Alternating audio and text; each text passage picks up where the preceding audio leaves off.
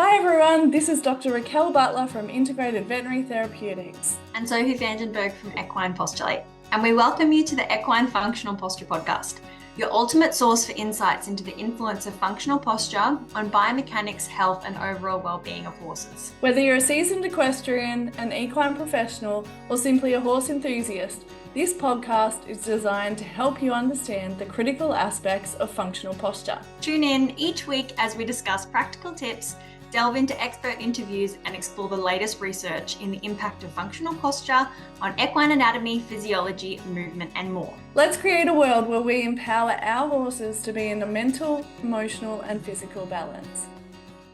Hi everyone, welcome to today's podcast. I just wanted to let you know that I have a posture and behaviour masterclass coming up on Thursday the 23rd of October 2025. In this free event, you will get to understand a lot of the relationships between physical issues and posture and behavior and how you can help the horse, but how you can recognize those connections. So it's an invaluable free resource. So yeah, come along, tell your friends, and I look forward to seeing you there. How are you going today, Soph? Hey Raquel, I'm going well. Today we're talking about bolting, which I suppose ties into the upcoming masterclass as well, which by the way, if you want to sign up to the masterclass, the link is in the description for this podcast. So you can just click on it and go sign up. So bolting can be pretty scary. It's definitely one of the most alarming behaviors that you can find horses doing, especially if you're riding them. And also, when you're on the ground and they bolt and you lose them, that's also very stressful.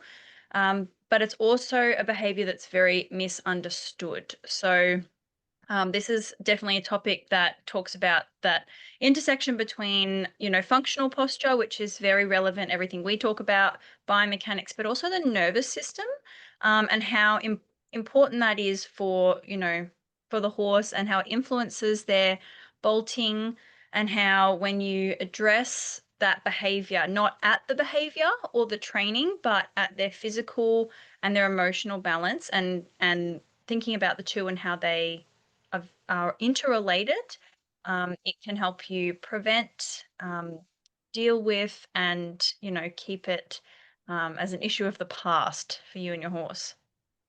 Yeah, I mean, it's really just the horse is trying to find safety within their body and their environment, and but at that time it is not a safe place to be for whatever reason, and so they've gone into a flight response. Like, I've been on horses that have bolted, but I don't ever think I've been on one where it's bolted and I felt like I had an absolute lack of control. Like, I've heard of those stories where people are like, I had absolutely nothing, the horse was like gone and I was just sitting there basically waiting for them to slow down and come back into some sort of emotional regulation. So it can be extremely scary, and extremely dangerous, for both the horse and the people involved, when a horse is just blindly bolting without any comprehension of anything.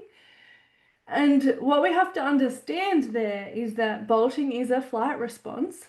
Horses have ways of dealing with their environment, and whether that's a physical or a surroundings kind of issue, but they can either go into fight, flight, or freeze. That's a general kind of nervous system response to overwhelm. And when they go into freeze, they're just stuck on the spot. You feel like there's nothing, no one home. When they go into fight, they're ready to take you on and anything else that gets in their way. So they can become very aggressive. And then when they go into that flight response, they're leaving. No matter what you say, what you do, they're out of there. The danger signals are ringing, and they perceive that there's a threat in their environment. Their nervous system is telling them you need to get out of this situation, and they're not thinking anymore. They've gone into an automated response and they're just reacting. The body becomes tight and rigid. They're disconnected from their body. They don't have any fine motor control anymore, so their posture and their proprioception go out the window. the speed and the escape becomes the priority. There's no response to anything that you do. Even if you're yelling at them from the top, like whatever, they're gone. And it becomes an emotional state of panic. And so we can't address it in that, like you said, we can't address it in that situation. We can't address it when it's happening. We need to understand why it's happening and then, create a plan to avoid it from happening and try to, help the horse in its emotional regulation, or not put them in that situation that are actually, they're going to have to bolt. But there's a difference, right, between bolting and rushing. So what would you say rushing is? Because it can look like bolting sometimes. Yeah, definitely. So, rushing, you can imagine, well, the horse is usually having it's a response to their balance, which is poor, which is why you see that forward fast motion. It can be really at any gait, like a rushing walk, a rushing trot, canter, even a gallop. The horse doesn't have to be bolting, but it's difficult for them to pick themselves up and have a balance controlled, or a smooth cadence. Definitely deceleration is hard from a rushing state. They're basically falling and they have a lack of stability, in the rush. And also, rushing shows up sometimes when you have anxiety or anticipation around something. So if you're going to go jumping and your horse begins to rush or rush at the jumps, that's often like, I want to get over, or I'm going to have to, the only way that I think that I can create enough momentum is to have more speed, because I don't have the suspension, like the collection that I would need to do something well. So all I have is speed. So rushing can often show up there too. Yeah, and so, I've had that with Jelly and Ellie in different situations where when I first got Jelly and he had a lot of anxiety about his canter and his balance, and I would be working him on the long line, and he'd just get faster and faster and faster, and for a while he was kind of still aware of me, and then it's like a switch flicked and he lost that awareness and he just get faster and faster and faster, and I wasn't able to stop him. And I felt like if I even pulled on the lead that he was going to fall over. Yeah. And it happened one day, and I had 4 boots on him, like boots on 4 feet. And perhaps it was that freaked him out in the canter, like the sound of the boots, the feeling of the boots. It was a little bit slippery, like just slightly slippery, and he did it. And we were on a slope, and he's just going around and around me, and I just couldn't do anything, and he just slipped over and fell on his side. And it actually happened a couple of times. Another time he took off, and just pulled the lead out of my hands.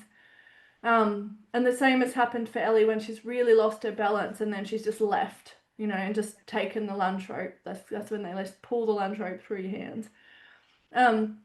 But those situations, like with Jelly, I've taught him how to now self-regulate, and that when he starts to feel like he's losing his balance, there's an option to stop. There's always an option to stop if you're feeling overwhelmed or out of balance. And so, while he's still able to think, he can offer me that rather than lose himself. And he hasn't, he only does that now if he's really out of balance and his physical body is really struggling. Then he doesn't bolt anymore, but like he might just lose his balance and start rushing, and it just takes me a little bit to get his brain to come back to me.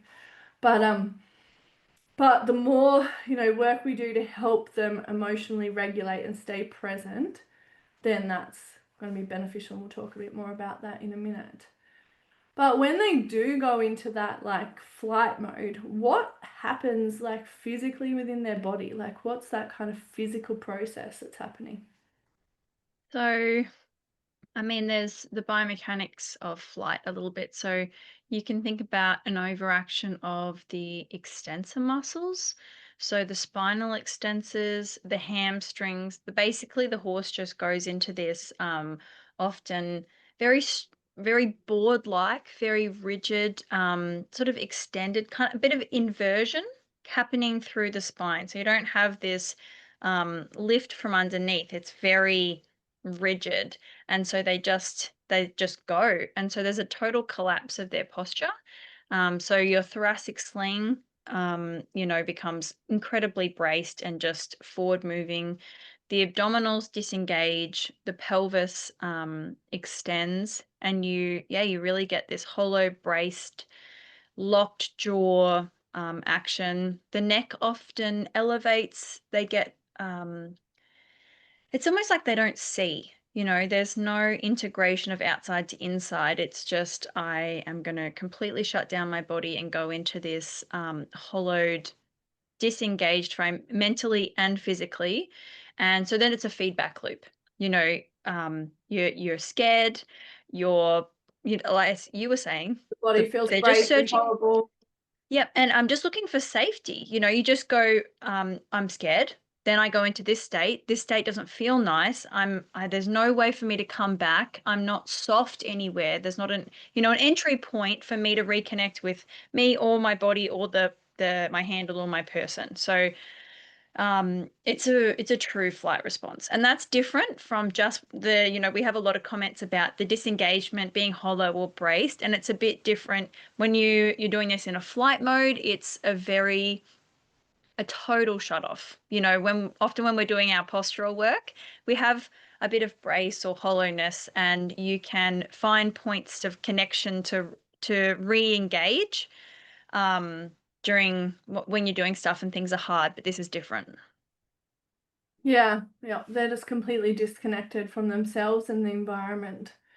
And there's some physical causes that can actually lead a horse to do that. And I've heard some really horrendous stories where people have been seriously injured.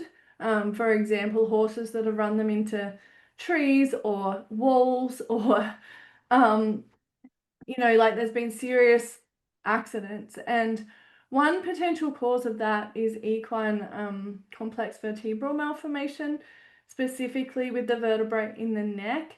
And with that, you can get nerve impingement. And if you're a horse, like if we get nerve impingement, we can make the connection and the reasoning to go, okay, this is nerve pain. It feels horrible. I would really like to run away from it right now.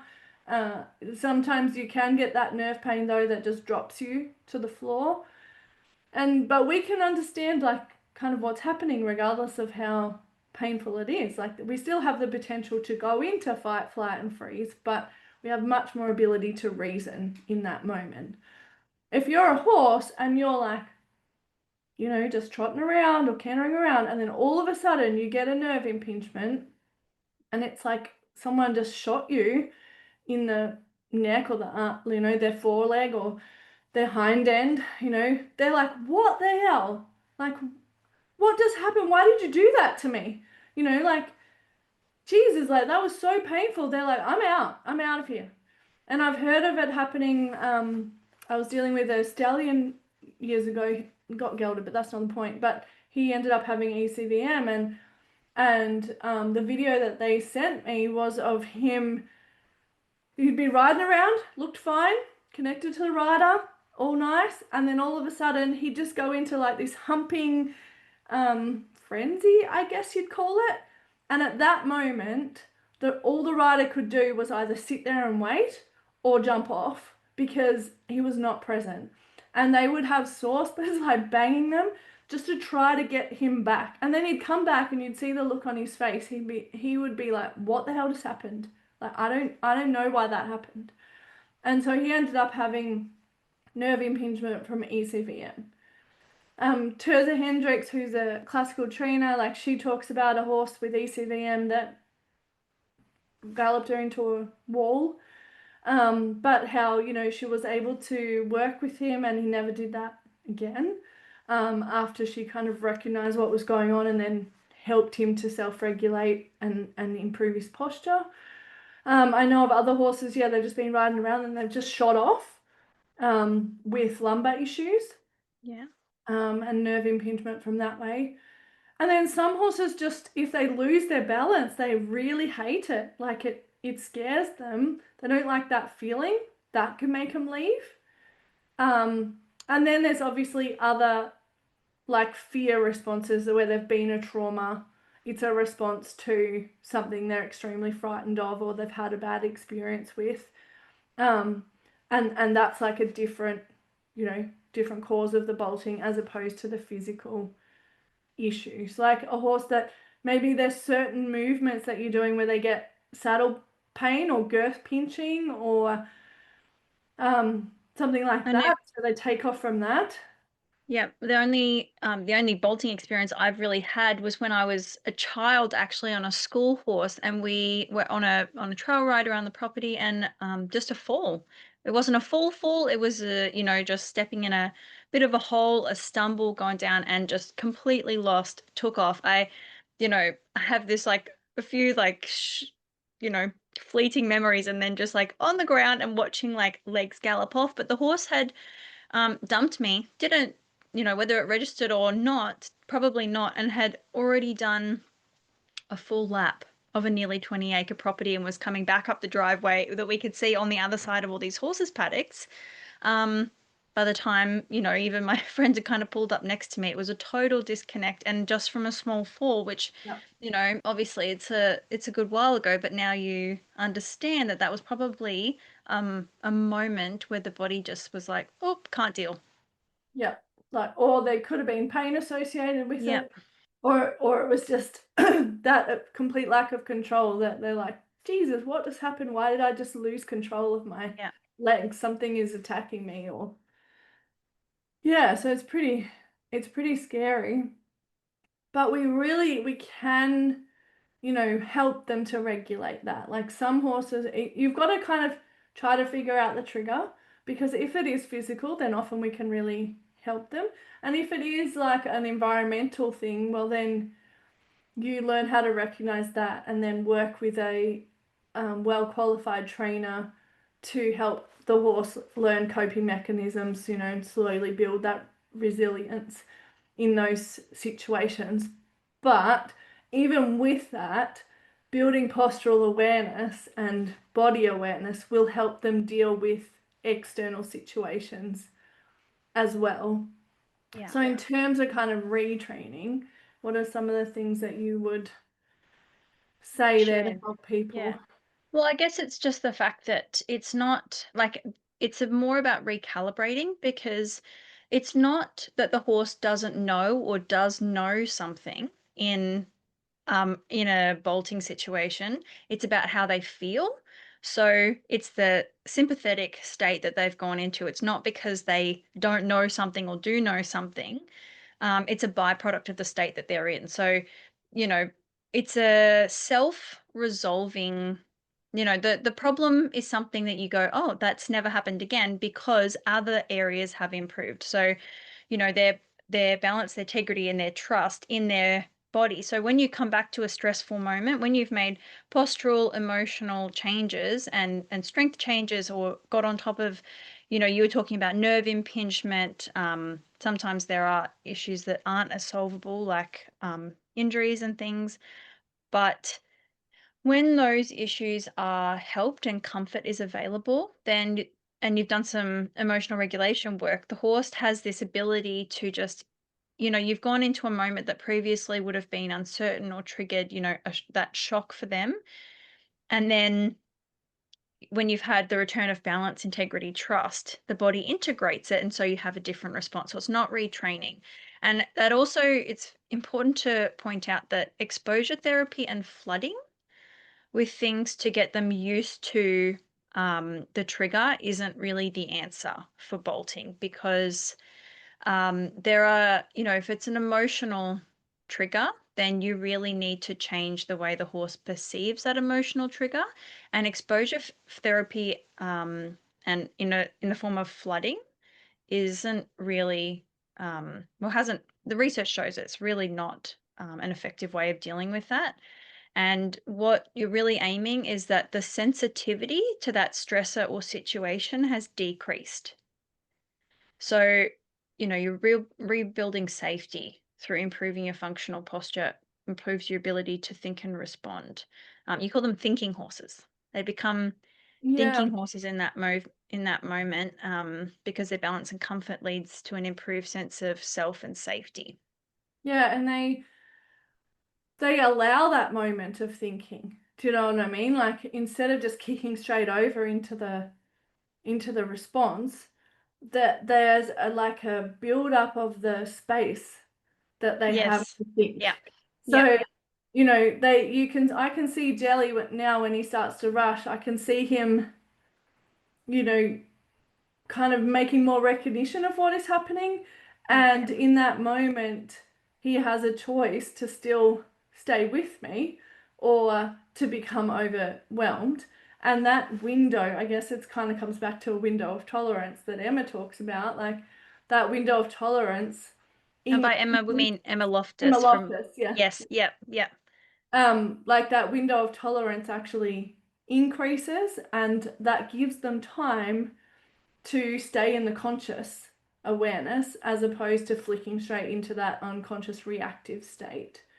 So, and we've seen improvements in that sort of thing with working with horses and their functional posture. Like horses, you remembered a horse that a client participant that we'd had in our courses whose horse used to bolt, and then after doing the functional posture work, they didn't show that propensity to bolt anymore. Also, just slowing it down. So we always talk about slowing it down, but you know, teaching them that connection with their legs, to keep them kind of in that thinking state and that conscious reprogramming of the nervous system. You know, that's how you develop new neural pathways. That's how you build the strength and connection in those neural pathways, is to keep the horse in a conscious, thinking, connected state. So they're very aware of the choices that they make. They are able to communicate. They also recognize that there's predictability and safety within you and within that situation, and that they're building that strength and stability within their own body. So, and then, yeah, it just, you know, over time, as you kind of build that, then you can really help them to regulate and choose other options in those situations. Absolutely. And, there's often questions asked. Obviously, it's also a safety issue. So you're being really conscious of yourself. Can feel unpredictable. There's particularly that real shut off and the bolt. And I know Warwick Schiller talks about the trigger stacking. So sometimes it can feel unpredictable because in a circumstance, one day it's okay and another day it's not. But there are lots of things that contribute to how your horses, where they're sitting in that window of tolerance and when they're going to be sort of pushed outside of it. And so it can feel especially unpredictable, and then you're asking, can this actually be eliminated, or am I going to be surprised by this popping up again? And I would say it depends on the underlying cause a bit. It's definitely a very, like we said, like one of the most alarming behaviors you can have, stressful. And you talked about ECVM, that's one, or the complex vertebral malformations, where you can have an influence on the nervous system and even the spinal cord. Yeah, any There's spinal cord impingement, nerve impingement. having a big effect. So, um, there are different things to consider, but in the average horse, you can simply be looking for improvement and gauging, how my horse is reacting even in other spaces.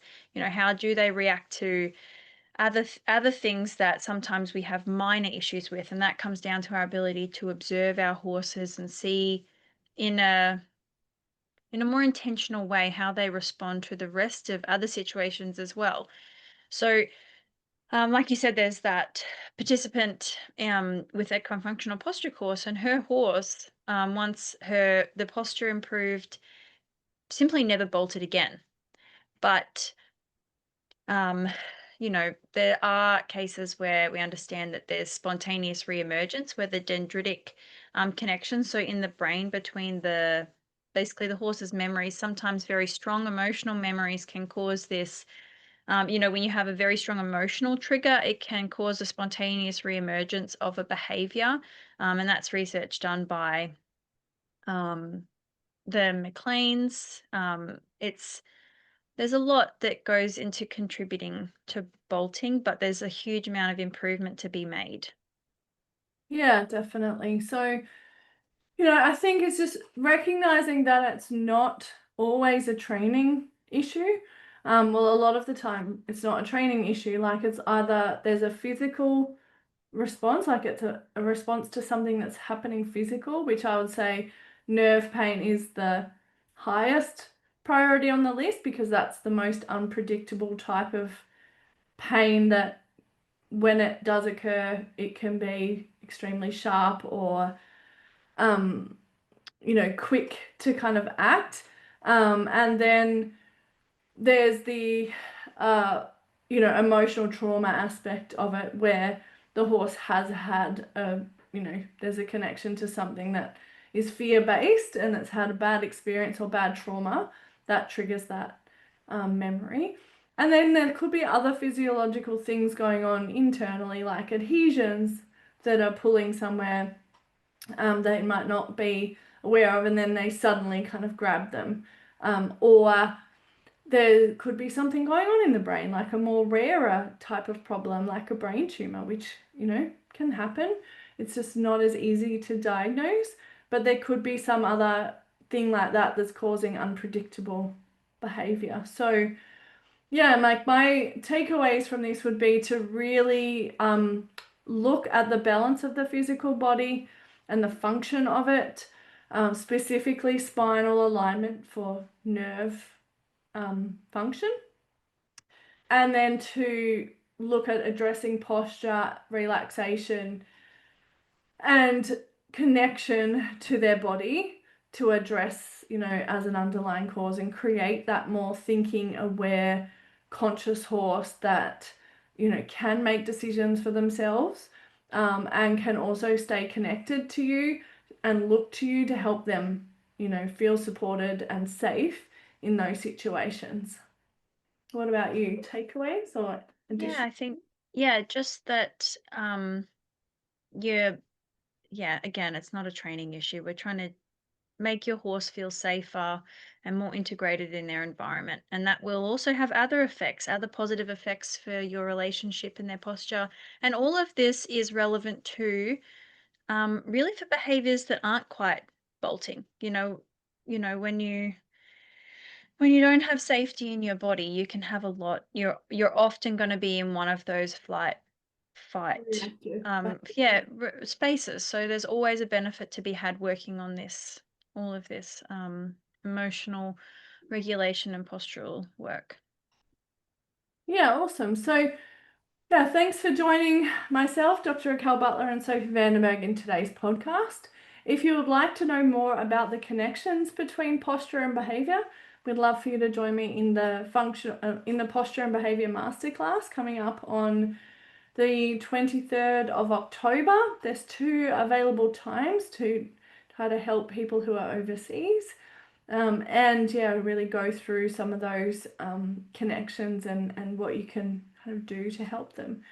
So enjoy your horse time. Please subscribe to the Equine Functional Posture podcast so you don't miss our weekly episodes, and give us a 5-star rating so we can share more valuable insights. And we'll see you in the next exciting episode.